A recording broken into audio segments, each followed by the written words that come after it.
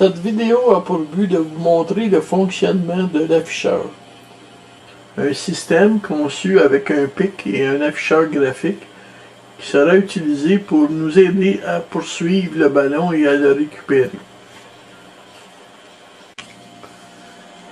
Pour en démontrer le fonctionnement, j'ai utilisé deux ordinateurs dans lesquels un logiciel de simulation de GPS me permet de relier un transmetteur. C'est un tracker avec un FRS qui va transmettre de façon continue la position du ballon. Dans la boîte de forme, j'ai installé un THD7 qui est relié à l'afficheur.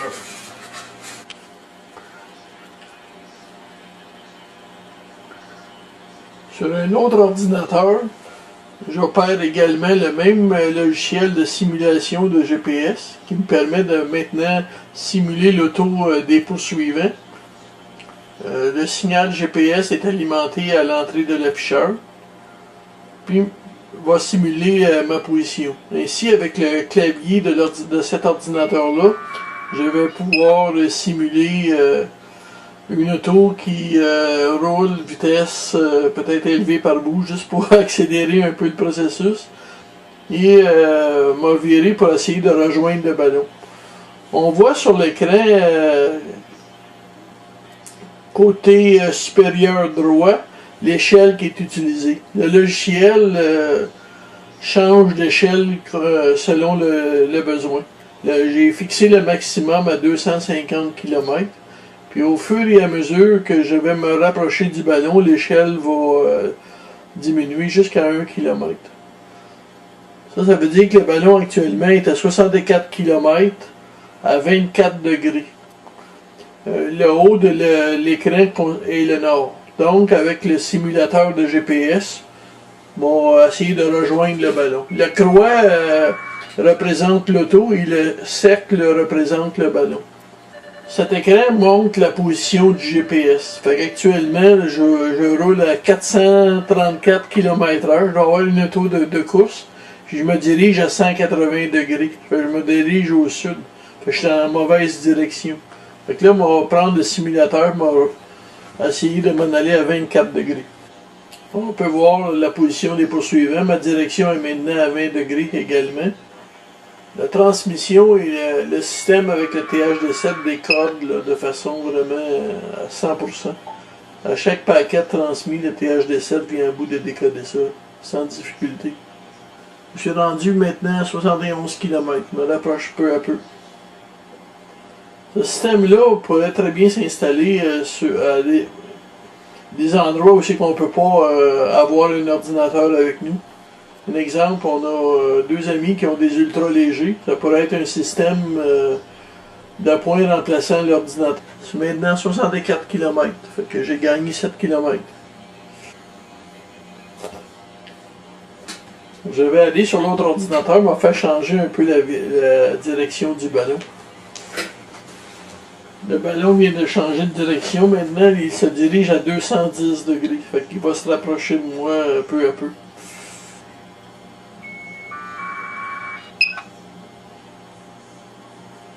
On voit 210 degrés la direction, l'altitude de 1562 pieds.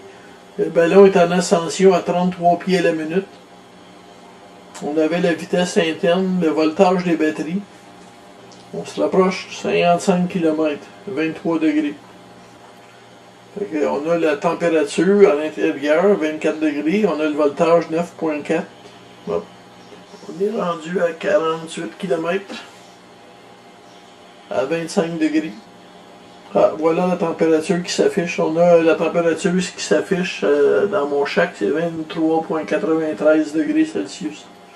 La dernière ligne, on a le HDOP, c'est la qualité du signal satellite. Inférieur à 1, c'est excellent. On a le nombre de satellites aussi qui apparaît. Puis sur la dernière ligne, on a la quantité de laisse qui reste. Lorsqu'on va faire des vols avec un délestage et une pompe, on a déjà prévu de pouvoir afficher la quantité de laisse en pourcentage qui reste dans le réservoir.